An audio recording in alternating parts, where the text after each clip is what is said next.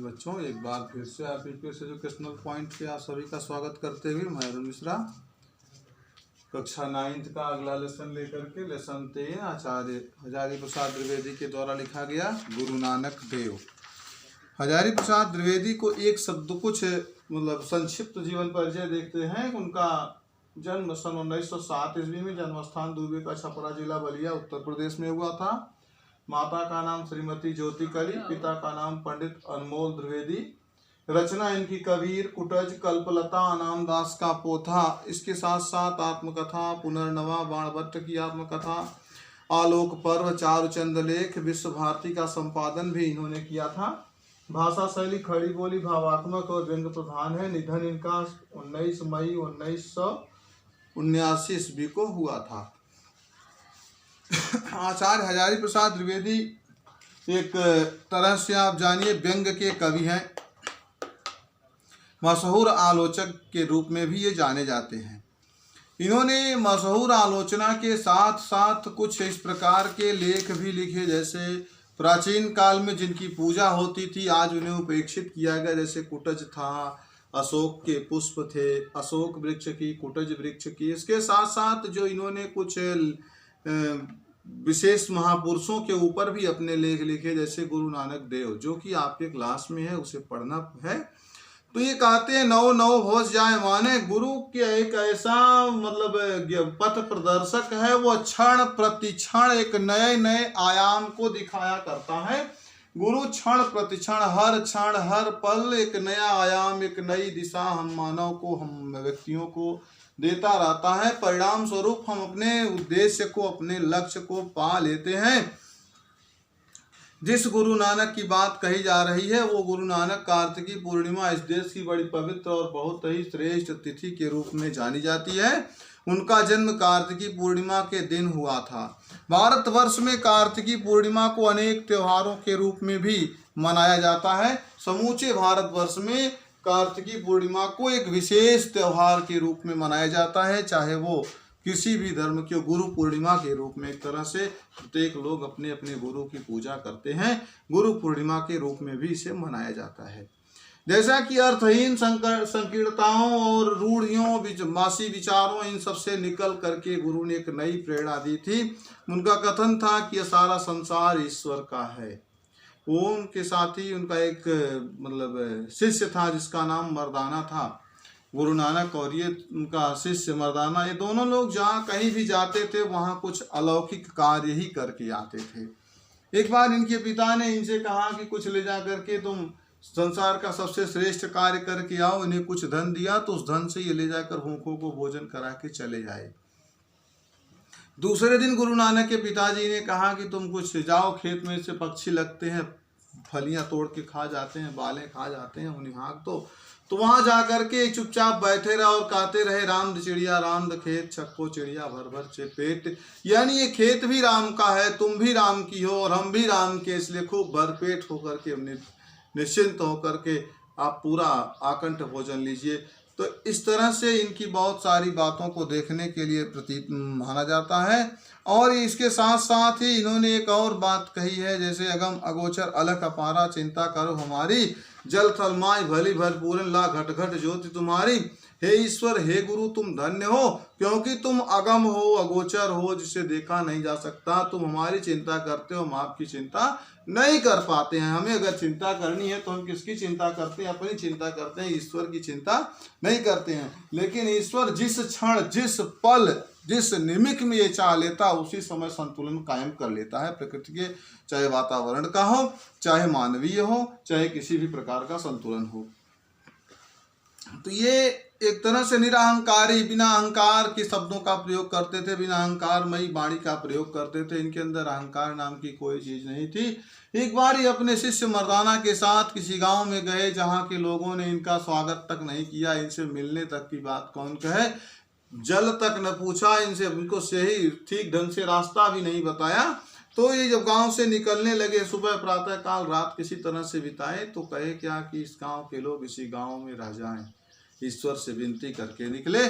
कुछ दूरी के बाद जब दूसरे गांव में पहुंचे, शाम तक दूसरे दिन, तो उस गांव के लोगों ने गांव के बाहर से उनका स्वागत शुरू किया और उन्हें पूरी रात हर प्रकार की सुख सुविधा देने के बाद अगले दिन जाने से रोकने का प्रयास करने लगे।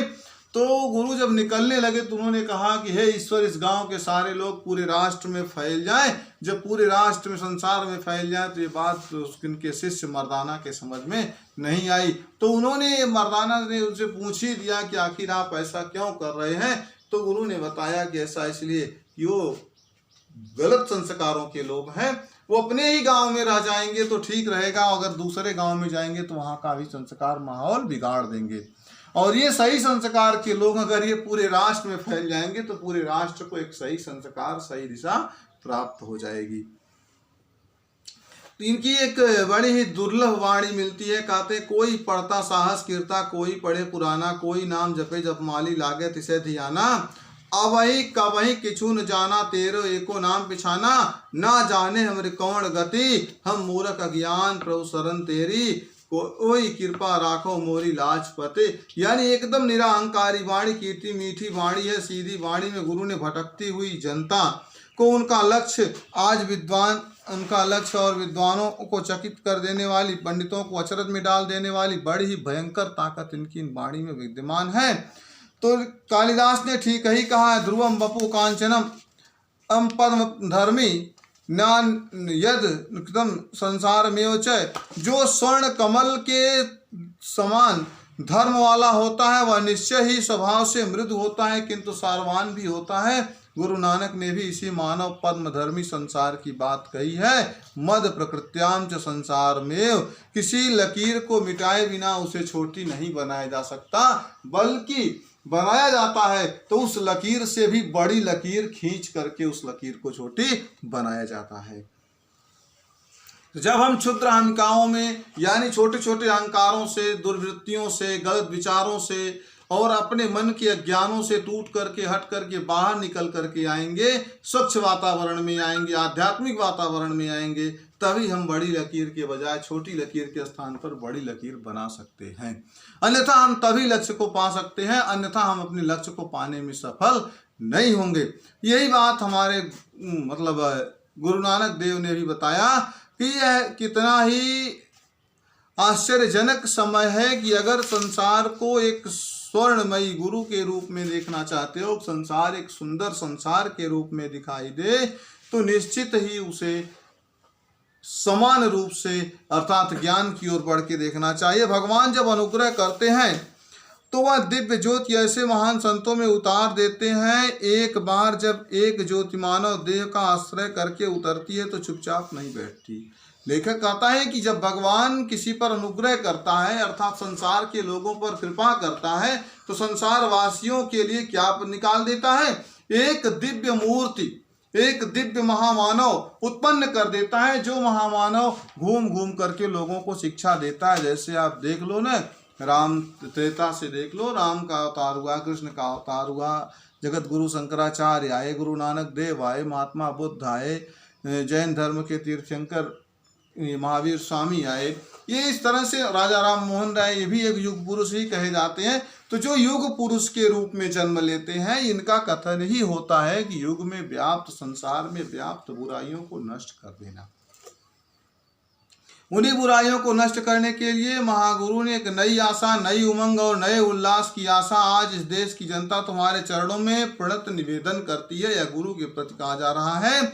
आशा की ज्योति विकीर्ण करो, मैत्री के और प्रीति के स्निग्ध धारा से आप प्लावित करो। हम उलझ गए हैं, भटक गए हैं, पर कृतज्ञता अब भी हम में रह गई है। आज भी हम तुम्हारी अमृतोपम वाणी को भूल नहीं पाए हैं, इसलिए कृतज्ञ भारत का प्रणाम अंगीकार करो। कृतज्ञ भारत का, धन्य भारत का, ऐसे भारत का जो कि हमेशा महापुरुषों के निर्देशों पर चलता रहा, संचालित होता रहा, अपने लक्ष्य को प्राप्त करता रहा।